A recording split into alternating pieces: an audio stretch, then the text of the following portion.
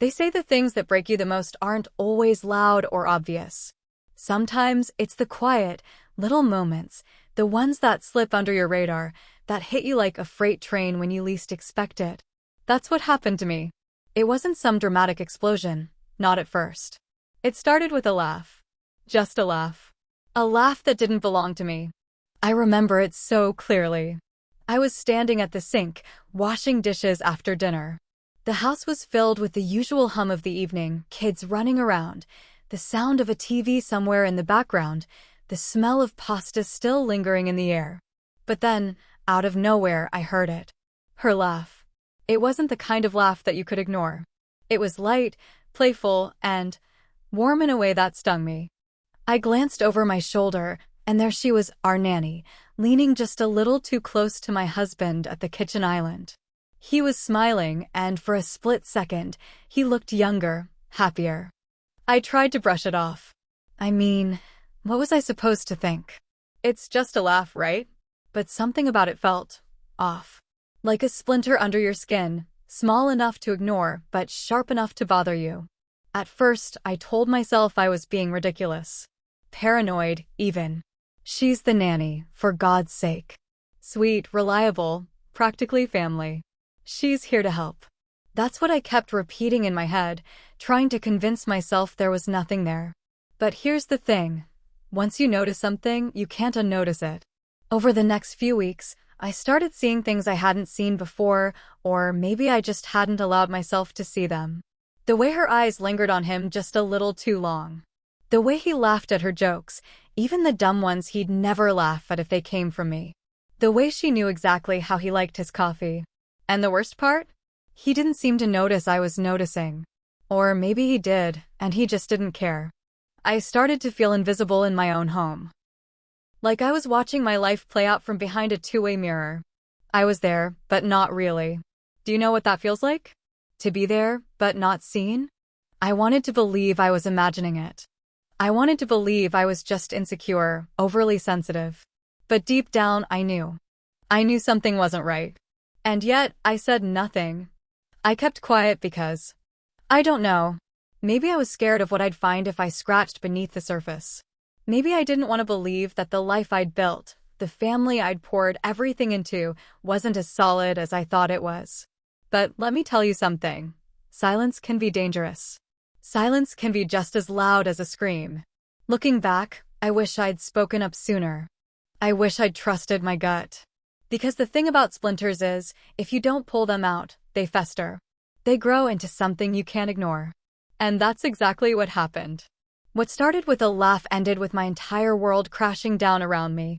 And the worst part? I never saw it coming. Not really. Not until it was too late. But I'm getting ahead of myself. Let me take you back to where it all started, back to the moment I first began to unravel the threads of a story I never wanted to be a part of. Before we jump in, please take a moment to subscribe to the channel. This inspires and motivates us to bring you more stories like this, because you mean a lot to us and we truly appreciate you for doing so. Let me paint the picture for you. From the outside, my life probably looked perfect. Picture this, a beautiful suburban home with a white picket fence, a manicured lawn, and just the right amount of charm to make the neighbors jealous. Inside, it was bright and airy, with walls covered in family photos, smiling faces, matching outfits, picture-perfect moments frozen in time. But what you can't see in those photos is the loneliness. You can't feel the hollowness that clings to the air when the camera's gone, when the smiles fade, and everyone goes back to pretending everything's okay. That's where I was, a wife and mother, going through the motions. My husband, Michael, wasn't a bad man. He worked hard, provided for us, and on the surface, he was everything a partner should be. But emotionally, he was a million miles away. It wasn't always like this. When we first got married, we talked about everything: dreams, fears, silly little things like what we'd name our dog one day. But over the years, life crept in. Work got demanding, the kids came along, and somewhere in the chaos, we lost us. Conversations turned into logistics. Who's picking up the kids? Did you pay the water bill? What's for dinner? The spark that once kept us awake talking for hours had dimmed to a flicker, and most nights, I'd find myself sitting alone on the couch, scrolling through my phone while he buried himself in work emails. That's where she came in. Her name was Elena. She came into our lives during one of those chaotic stretches when I felt like I was drowning. I was juggling too much work, the kids, the house, and I couldn't keep up. Michael suggested we hire a nanny, someone to help lighten the load. I'll admit I wasn't thrilled at first. I mean, this was my job, wasn't it? I was supposed to hold everything together. But eventually, exhaustion won out and Elena came into the picture. She was perfect. Bright, cheerful, with an easy laugh that could disarm even the crankiest toddler. The kids adored her and honestly, so did I at first. She had this way of making everything seem effortless. The kids were happier, the house felt more organized, and for the first time in a long time, I felt like I could breathe. But then, it was little things at first. The way she'd linger in the kitchen after putting the kids to bed, chatting with Michael about his day while I finished folding laundry in the next room. The way she'd laugh at his jokes, a laugh that felt just a little too genuine, a little too personal. I told myself I was overthinking it. I mean, isn't that what good nannies do? They become part of the family, right? And she was good, so good that I started to feel like an outsider in my own home. It wasn't just her. It was him, too. Michael had always been distant, but now there were moments when he seemed almost alive around her.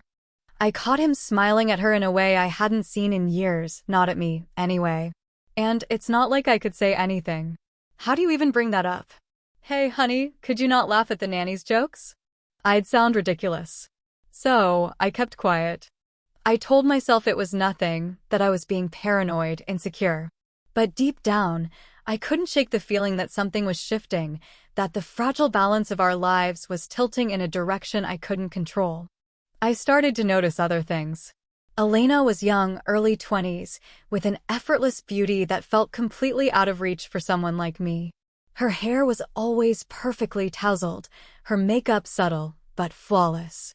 She had this way of carrying herself, confident, unbothered, that made me feel every bit of my age. And Michael noticed, too. It wasn't obvious, not at first. But there were these fleeting moments, his eyes lingering just a little too long, his tone softening when he spoke to her, that made my stomach twist. The kids loved her, of course. She was fun, energetic, always up for a game or a trip to the park. They didn't see what I saw, or maybe they did, and I was just projecting my fears onto them. But here's the thing, it wasn't just about her. It was about me too. I felt invisible. I felt like I could disappear from my own home, and no one would notice. Michael was always preoccupied with work. The kids were wrapped up in their own little worlds, and Elena was everything I used to be. And that realization cut deeper than I ever expected. So, there I was, living in this beautiful house with my beautiful family, feeling more alone than I'd ever felt in my life. Every day, I told myself I was imagining things, that I was being ridiculous. But every night, as I lay in bed next to Michael, staring at the ceiling while he scrolled through his phone, I couldn't help but wonder, was I losing him? Or worse, had I already lost him?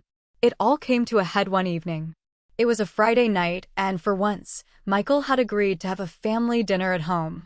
Normally, he'd work late or claim he was too tired to sit at the table, but this time, he promised to be there. I thought maybe this was a chance for us to reconnect, to feel like a family again. Elena offered to help set the table. She always went above and beyond, but tonight, something about her presence felt different. She was wearing this soft lavender blouse, one that clung just enough to remind you she wasn't just the nanny, she was a woman. I brushed the thought away. It wasn't fair, I told myself. She wasn't doing anything wrong. But as I watched her move around the kitchen, chatting with Michael about some movie they both liked, I couldn't help but notice the way his eyes followed her. Dinner started off normal enough, kids laughing, Elena effortlessly weaving herself into the conversation, Michael actually engaging for once. For a moment, I let myself believe it was just a regular family meal. But then it happened. Elena reached across the table to grab the salad bowl, her hand brushing against Michael's. It was quick, nothing overtly inappropriate, but the way they both paused, just for a second, made my heart stop. Michael looked up at her, and she laughed. That same laugh I'd been hearing more and more lately. Light, easy, like she was sharing some inside joke that I wasn't a part of. I waited for Michael to look at me, to include me somehow, but he didn't. Instead, he smiled back at her, a smile that wasn't meant for me. The kids didn't notice. They were too busy arguing over who got the last breadstick. But I noticed. I felt my stomach twist, a mix of anger, jealousy, and something I couldn't quite name. I wanted to say something to call it out, but what would I even say? Stop touching my husband's hand? I'd sound insane. So, I stayed silent. After dinner, I tried to act normal. Elena started clearing the table, and I offered to help. I thought maybe if I spent more time with her, I'd see that I was overreacting. Maybe I was just projecting my insecurities onto her. But as we stood side by side at the sink, washing dishes, she turned to me and said, "You're so lucky to have him, you know? Michael's such a great guy." Her words hung in the air like a challenge, and for a moment, I didn't know how to respond. There was nothing wrong with what she said. On the surface, it was a compliment. But the way she said it, with a softness in her voice that felt too personal, made my skin crawl. I forced a smile and nodded. "Yeah, he is." She didn't say anything else, but her silence was louder than her words. Later that night, as I sat in bed scrolling mindlessly through my phone, Michael came in and sat down next to me. For the first time in what felt like forever, he seemed happy. Relaxed. "What's got you in such a good mood?" I asked, trying to sound casual. He shrugged. "Just a good day, I guess." I wanted to ask him if his good day had anything to do with Elena, but I didn't. Instead, I turned off my phone and rolled over, pretending to fall asleep while my mind raced. That night, I couldn't shake the image of their hands brushing at the table or the sound of her laugh echoing in my head. It was just a laugh, just a touch. Nothing really. But was it? The next morning, I found myself watching them more closely. Every interaction between Michael and Elena felt charged, like there was something unspoken hanging between them. I caught her once, standing too close to him in the kitchen, her hand resting lightly on his arm as they talked about God knows what. When she saw me walk in, she pulled away quickly, her face a perfect mask of innocence. And Michael? He didn't even flinch. I started to feel like I was losing my grip on reality. Was I imagining things? Was I reading too much into small, innocent moments? Or was there something there, something I didn't want to admit?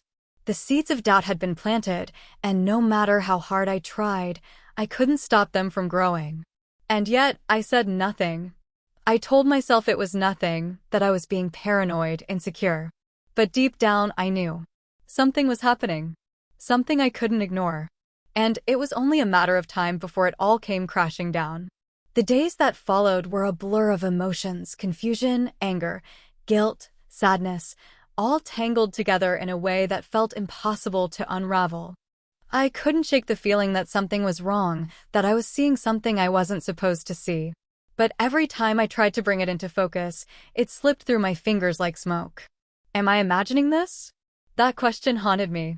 I'd catch myself overanalyzing every little thing, how Elena laughed a little too hard at Michael's jokes, how his tone softened when he talked to her, how they seemed to have this effortless ease between them that I hadn't felt with him in years. And then I'd feel guilty. This is Elena. She's been nothing but kind to our family. She's taken care of our kids, made our lives easier. She's done everything right. So why was I doubting her? But it wasn't just her. It was Michael, too. I started noticing things I hadn't paid attention to before. The way he seemed to come home just a little earlier than usual when he knew she'd be there. The way he lingered in the kitchen when she was cleaning up, making small talk about things he never seemed to care about when it was just me. And the way he smiled at her. God, that smile. It wasn't the polite, distracted smile he gave me when I reminded him to take out the trash or pick up milk on his way home. It was warm, genuine, like he actually wanted to be there, in that moment, with her. I hated that I noticed it. I hated that it hurt so much. And then there was the guilt, this heavy, suffocating guilt that I couldn't seem to escape. What kind of person was I, doubting my husband and the woman who had become a part of our family? What kind of wife, what kind of mother, lets herself spiral like this? But then, in the quiet moments, when the kids were asleep and Michael was in his office pretending to work, I'd let myself feel it, the fear, the doubt, the anger. What if I wasn't imagining it? What if this thing, whatever it was, wasn't in my head? I started paying closer attention. Not in an obvious way, I didn't want them to know I was watching. But I watched. I noticed the way Elena would always find a reason to be in the same room as Michael, even when she didn't need to be. The way she'd touch his arm or his shoulder when she talked to him, little touches that could be easily dismissed, but felt too intentional to ignore. I noticed the way Michael seemed lighter when she was around, like some invisible weight had been lifted off his shoulders. And I noticed the way that lightness disappeared the moment she left. And I noticed the way I felt in those moments, small, invisible, like a ghost in my own home. I started second-guessing myself constantly. Maybe I'm just jealous. Maybe I'm projecting my own insecurities onto them. Maybe this is what happens when you've been married for so long, you start looking for cracks where there aren't any. But then something would happen, a look, a laugh, a shared moment between them, and all my doubts would come rushing back. Before we continue, please take a moment to subscribe to the channel if you haven't. Your support inspires and encourages us to bring to you more of these stories, or should we stop? Drop your reply in the comment section. I couldn't talk to Michael about it. How could I? What would I even say? Hey, I think you're too friendly with the nanny? It sounded absurd, even in my own head. And the thought of him brushing me off, or worse, getting defensive, was more than I could handle. So, I kept it to myself. But keeping it to myself only made it worse. I started losing sleep. I'd lie awake at night, staring at the ceiling, replaying every interaction in my head, looking for clues, for answers. During the day, I felt like I was walking on eggshells, hyper-aware of every word, every glance, every moment between them. It was exhausting. And it was isolating. I couldn't talk to anyone about it, not my friends, not my family. What would I even say? How do you explain something that you're not even sure is real? So, I bottled it up. And the more I bottled it up, the heavier it became. There were moments when I'd catch Elena looking at Michael, and for a split second, I'd see something in her eyes, something that made my stomach twist. But then she'd catch me looking, and her face would soften, her smile disarming, and I'd feel ridiculous all over again. And Michael was oblivious, or at least he pretended to be. He acted like nothing was wrong, like everything was fine. But it wasn't fine. I wasn't fine. I felt like I was drowning, like I was losing pieces of myself with every passing day. And the worst part? I couldn't tell if I was imagining it or if it was real. And that question, that doubt, was slowly tearing me apart. The tension in the house grew like an invisible fog. Every interaction, every moment between Michael and Elena felt charged, but no one was saying anything. Not them, not me. It was all just there. One evening, the kids were upstairs getting ready for bed, and I was finishing up some emails at the dining table. Michael and Elena were in the living room, flipping through channels on the TV. I wasn't paying much attention until I heard them laughing. It wasn't a casual chuckle or polite laugh, it was one of those deep, shared laughs, the kind that feels like an inside joke. I froze, my fingers hovering over the keyboard, straining to hear. "What are you two laughing about?" I called out, forcing a light tone. Michael glanced at me over the back of the couch, a smirk still on his face. "Oh, nothing. Elena was just reminding me about that time I tried to fix the garbage disposal and nearly flooded the kitchen." I blinked. "That was years ago." "Yeah, but it's still funny," he said, turning back to the TV, the conversation already forgotten. But it wasn't forgotten for me. How did she even know about that? I didn't remember telling her, and I couldn't think of a reason why Michael would have brought it up. The thought gnawed at me, but I kept my mouth shut. A week later, I noticed Michael's phone buzzing more than usual. He was sitting on the couch, scrolling through his phone while I was folding laundry nearby. Who keeps texting you? I asked casually. Work, he said without looking up. At first, I believed him. Michael's job had always been demanding, and late-night emails and texts weren't unusual. But then I started to notice patterns. The texts would come in bursts, late at night, when Elena wasn't around. Michael would glance at his phone, type a quick response, and then set it down like nothing had happened. One night, curiosity got the better of me. After Michael had fallen asleep, I crept out of bed and grabbed his phone. My hands were shaking as I unlocked it, scrolling through his messages. There was nothing unusual in his work messages, but then I saw her name, Elena. My stomach dropped. The texts weren't incriminating, not exactly. They were casual, lighthearted, mostly about the kids or the house. But there was something about the tone that felt too familiar. One message stuck out. Michael said, "Thanks for staying late today. Don't know how we'd manage without you." Elena said, "You're sweet, but I'm happy to help. You deserve the support." Support? What did that mean? I put the phone back before Michael could wake up, but I didn't sleep a wink that night. The next day, I decided to confront Elena subtly.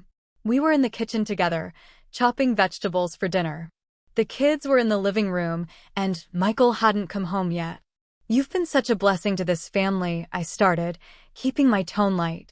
"The kids love you, and Michael, well, he seems to enjoy your company too." She glanced up at me, her expression perfectly neutral. "Thank you. I try my best to make things easier for you all." Her response was polite, but there was something rehearsed about it, like she'd been expecting this conversation. I pressed on. "It must be nice to have someone like Michael to talk to. He's not the most chatty at home, but I've noticed he seems more relaxed around you." Her knife paused mid-chop, just for a second, before she resumed. "He's easy to talk to, but it's nothing special, just work stuff mostly." The way she said "nothing special" made my chest tighten. I nodded, pretending to accept her answer, but inside, I felt like I was unraveling. From that moment on, I couldn't stop watching them. Every glance, every smile, every shared moment felt like a piece of a puzzle I couldn't put together. One afternoon, I came home early from running errands and found them in the backyard with the kids. They were playing tag, laughing and running around like everything was fine. But it wasn't fine. I stood by the kitchen window, watching as Michael tagged Elena, his hand lingering on her arm just a second too long. She laughed, breathless, and for a moment, it felt like I was looking at something I wasn't supposed to see. That night, I confronted Michael, sort of. "Do you think Elena's happy working here?" I asked as we got ready for bed. He looked at me, confused. "Why wouldn't she be? She's great with the kids, and we treat her well." I hesitated. "Yeah, but don't you think she's—" "I don't know, a little too comfortable sometimes." Michael frowned. "What are you talking about?" "Nothing," I said quickly, shaking my head. Forget I said anything. But Michael didn't forget. He gave me a strange look before turning off the light, and I could feel the tension between us growing. The next few days were unbearable. Every interaction between Michael and Elena felt like a test, a trap, a confirmation of my worst fears. I started questioning everything: my marriage, my sanity, my place in my own home. I couldn't tell if I was overreacting or if I was finally seeing things clearly. And through it all, Elena remained calm, composed, untouchable. She never said or did anything overtly wrong, but her presence alone felt like a threat. The paranoia was eating me alive, and I didn't know how much longer I could hold it together. Something was happening. I could feel it. And I was terrified of what I might find if I kept digging. The tension had been building for weeks. Every glance, every laugh, every shared moment between Michael and Elena felt like another thread unraveling in the fabric of my life. But still, I told myself I could be wrong. I clung to the hope, desperate, foolish hope, that I was imagining things. Then it happened. It was a Saturday afternoon. Michael had said he needed to catch up on some work at a nearby coffee shop, and Elena had offered to take the kids to the park. I stayed behind, finally giving myself a moment to breathe in the quiet house. I don't know what made me check his tablet.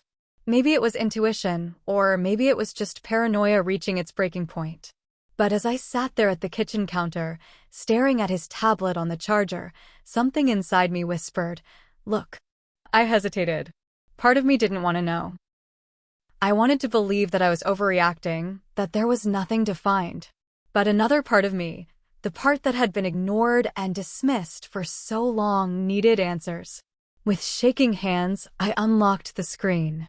At first, there was nothing unusual. Just work emails, notifications from the kids' school, the usual mundane things. But then I opened his messaging app. And there it was. A thread of messages between Michael and Elena, buried beneath his other conversations.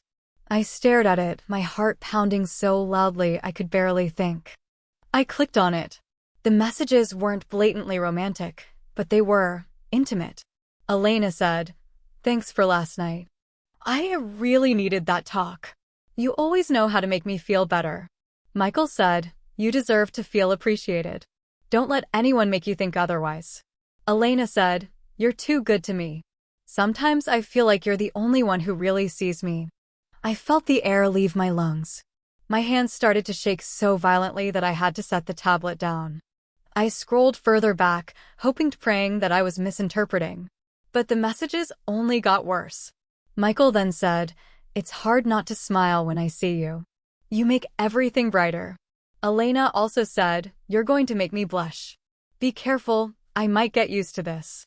The last message was from Elena, sent just that morning. Elena said, "Looking forward to seeing you today. Same time as usual." My heart sank. Same time as usual. I didn't want to believe it, but I knew. Deep down, I knew. I grabbed my phone and called the park where Elena had taken the kids. When the receptionist answered, I asked if she'd seen a nanny with 2 kids. Her response was like a knife to my chest. "No, sorry. No one like that has been here today." I hung up, my breath coming in short, ragged gasps. I called Michael next, and when he didn't answer, I felt something inside me snap. I needed to know. I got in the car and drove. I didn't know where I was going, but my gut was leading me. Michael's coffee shop was only 10 minutes away, so I started there. As I pulled into the parking lot, my hands tightened on the steering wheel. I scanned the tables outside, the large windows inside, looking for him. And then I saw them. They were sitting at a corner table, tucked away from view, but not hidden enough. Michael and Elena, leaning in close, their heads almost touching. He was smiling at her, that same smile I hadn't seen directed at me in years. She was laughing, her hand resting lightly on his arm. I sat there, frozen, watching as my worst fear unfolded before me. At one point, Elena reached into her bag and pulled out a small notebook. They started looking at something together, their heads so close it looked like they were sharing a secret. I couldn't take it anymore. I got out of the car and walked toward the cafe, my heart pounding so loudly it felt like the world was echoing it. When I stepped inside, Michael looked up and saw me. His smile vanished, replaced by a look of shock and, was it guilt? "Hey," I said, my voice trembling but firm. "What's going on here?" Elena turned to face me, her eyes wide but composed. "Oh, we were just, save it," I snapped, cutting her off. My gaze shifted to Michael. "You want to tell me why you're here with her instead of at work? Or should I guess?" Michael stammered, his face flushing. "It's not what it looks like. We were just talking." "Talking," I repeated, my voice rising. "About what, Michael?" "How she makes everything brighter. How you're the only one who really sees her. Is that what you were talking about?" His silence was answer enough. I turned to Elena, my anger boiling over. "And you? You're supposed to be taking care of my kids, not whatever this is."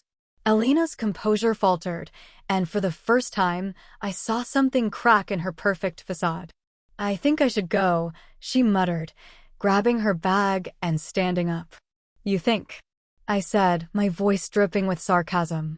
She hurried past me, and I watched as she disappeared out the door. When I turned back to Michael, he looked like a child caught with his hand in the cookie jar. "It's not what you think," he said weakly. I laughed bitterly. "It's exactly what I think." "How long, Michael? How long have you been meeting her like this? It wasn't like that, he insisted. We were just talking, I swear. But I couldn't hear him anymore. The anger, the betrayal, the heartbreak, it all came crashing down at once. I grabbed my bag and stormed out of the cafe, leaving him sitting there. I didn't know where I was going, but I knew I couldn't stay. When I got home, the silence was deafening. The kids were still with Elena, and the emptiness of the house felt like a reflection of the emptiness inside me. I sank to the floor in the living room and let the tears come. Hot, angry, gut-wrenching tears that I'd been holding back for far too long. I felt like a fool for not seeing it sooner, for doubting myself, for trusting them. But more than anything, I felt broken. Because the life I thought I had, the family, the marriage, the home, it wasn't real. Not anymore. And I didn't know how to put the pieces back together. That night, as I lay in bed alone, one thought kept circling in my mind. How did it come to this? When Michael came home that evening, I was sitting at the kitchen table, waiting. My eyes were red and puffy from crying, my mind a storm of anger, heartbreak, and disbelief. I heard his key in the lock, the familiar creak of the front door, and then his footsteps in the hallway. For a brief moment, I thought about staying silent, pretending I wasn't there. But I couldn't. "Michael," I called out, my voice sharp and trembling. He froze when he saw me. His face was a mix of exhaustion and dread, as though he'd spent the entire drive rehearsing what to say. "We need to talk," I said, gesturing to the chair across from me. He hesitated, then sat down. The silence stretched between us, heavy and suffocating. "I don't even know where to start," I began, my voice cracking. "How could you, Michael? How could you do this to me? To us?" "It's not what you think," he said quickly, his hands gripping the edge of the table. "Nothing happened. I swear." I laughed bitterly. "Nothing happened? Do you think I'm stupid? I saw the messages, Michael. I saw the way you looked at her. I saw you together today. Don't insult me by pretending it's nothing." His face paled. "Okay, yes, I've been talking to her. Maybe more than I should. But it wasn't. It wasn't physical." "Not physical?" I shot back, my voice rising. "Do you think that makes it better? Do you think that erases the lies, the betrayal, the fact that you've been confiding in her instead of your wife?" He opened his mouth to respond, but I didn't let him. "Do you even realize what you've done? You let her into our home, into our family. I trusted her. I trusted you. And now everything feels tainted." Michael ran a hand through his hair, his frustration evident. "I didn't mean for it to get this far. I don't know." I felt disconnected, like we were drifting apart.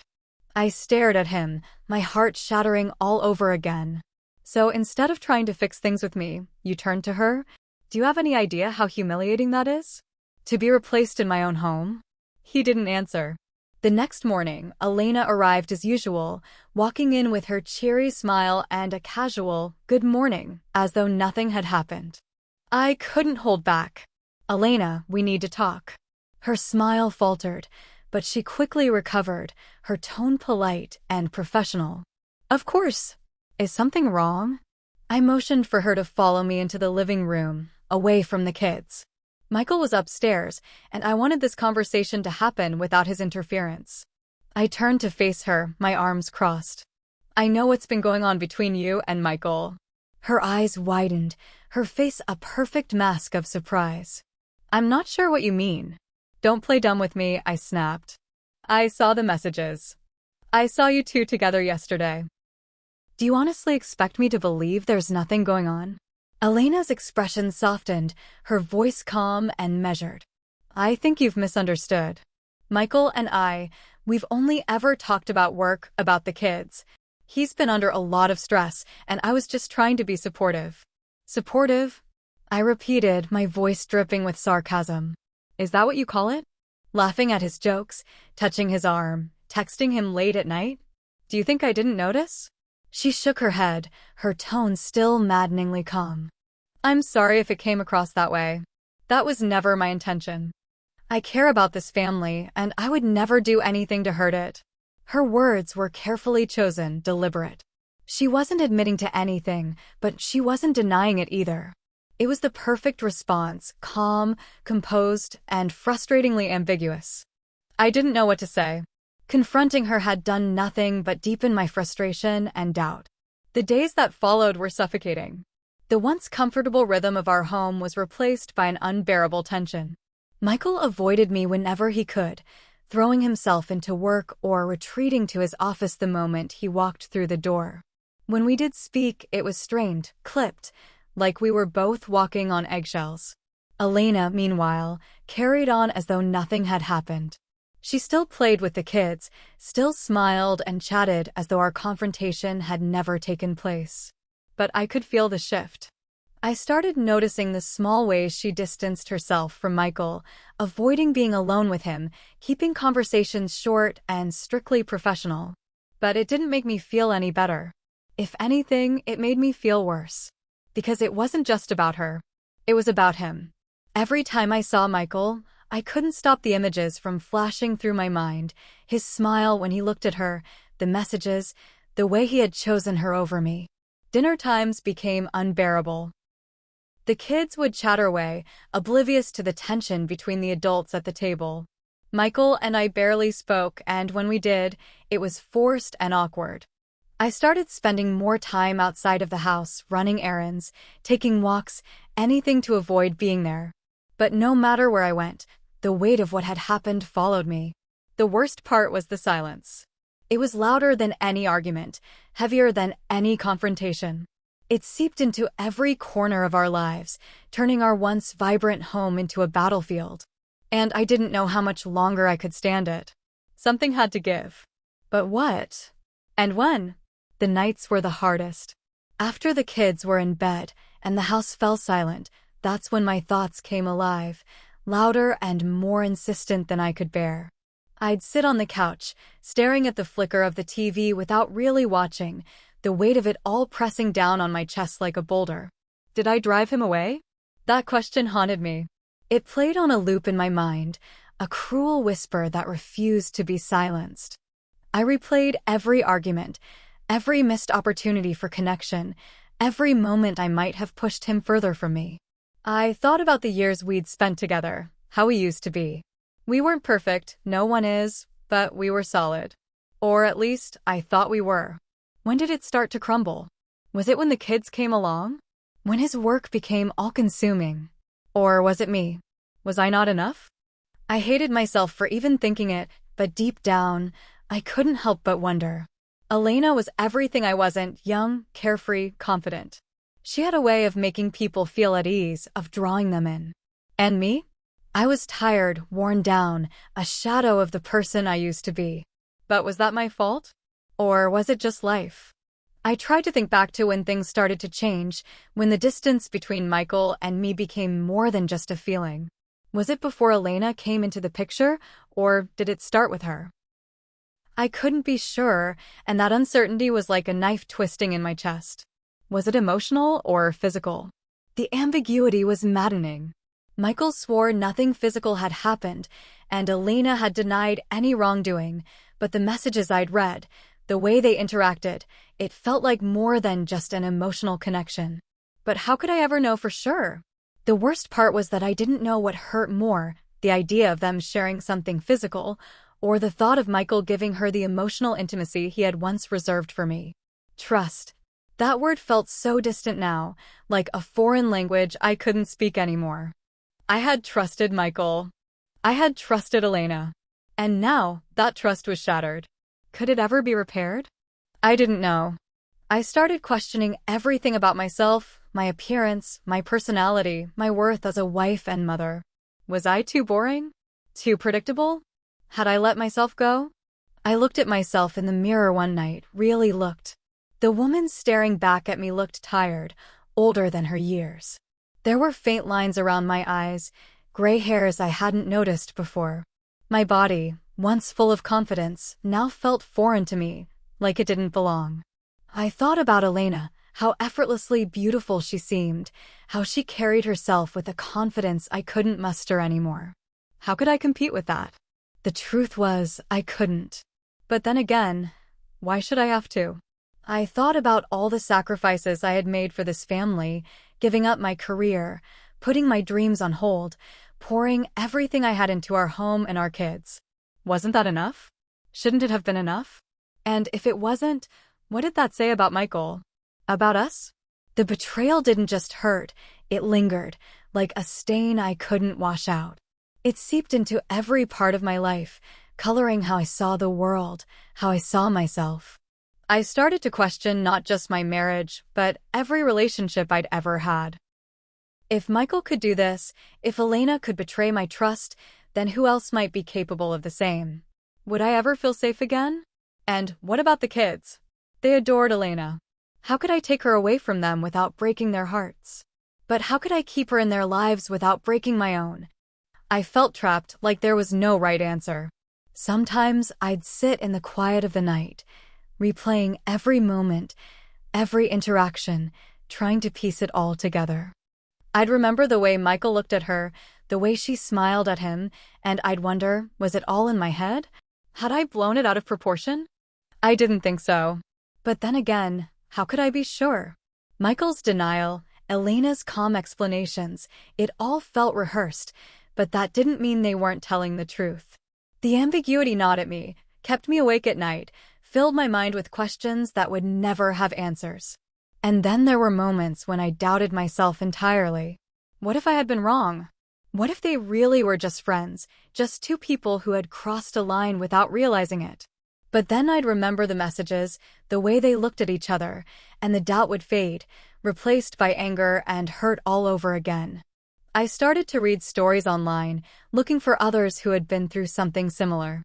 I wanted to understand, to find some kind of solace in knowing I wasn't alone. What I found was a mix of heartbreak and hope. Some people had rebuilt their relationships, stronger than ever. Others had walked away, choosing themselves over the pain. I didn't know where I fit in. But I knew one thing for sure, I couldn't live in this limbo forever. Something had to change. Whether it was my marriage, my family, or myself, I didn't know. But I couldn't keep living like this. And as I sat there, staring at the empty space on the couch where Michael used to sit beside me, I realized that the hardest part wasn't losing him. It was losing the person I thought he was. And maybe, just maybe, losing the person I thought I was too. So here I am, sitting in the wreckage of what used to be my life, asking myself the same questions over and over again. What do I do now? How do I move forward from this?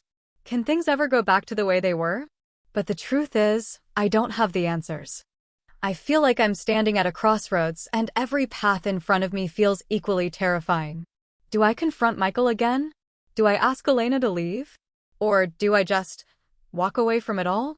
I know I'm not the only one who's been through something like this. Infidelity, betrayal, they're heartbreakingly common, even though we don't talk about them enough. But how do people survive it? How do you find your footing again when the ground beneath you has completely crumbled? If you've ever been through something like this, I'd love to hear from you. Maybe you have advice, or maybe you just understand what it feels like to be in this kind of pain. Either way, please share your thoughts in the comments below.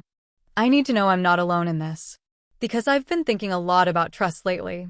About how fragile it is, how easily it can be broken. We spend so much time building our lives around people we love, believing they'll protect us, cherish us, and never hurt us. But the truth is, sometimes the people we trust the most are the ones who hurt us the deepest. And sometimes, it's not even about the betrayal itself, it's about the silence. The things left unsaid, the doubts ignored, the red flags we choose not to see because we're too scared of what they might mean. I've learned something through all of this. Silence and complacency, they're just as dangerous as the betrayal itself. When we ignore the signs, when we push down our feelings and tell ourselves it's nothing, we're not just protecting the people who hurt us. We're also hurting ourselves. If you're feeling invisible, unheard, or unsure in your relationship, please don't wait as long as I did to speak up. Trust your instincts. Have the hard conversations. Protect your heart, because no one else will do it for you. And if you're sitting here listening to this, feeling that same knot in your stomach that I've felt for weeks, let this be your sign. Don't ignore it. You deserve more. And if you're new here, or if this story resonated with you, don't forget to like this video and subscribe. I share stories like this not because they're easy to tell, but because they're real. They're messy and raw and painful, but they're also what it means to be human. Thank you for listening to my story. Your support means more than you could ever know. Also, thank you for letting me share this with you. It's not easy, but maybe, just maybe, it's the first step toward healing.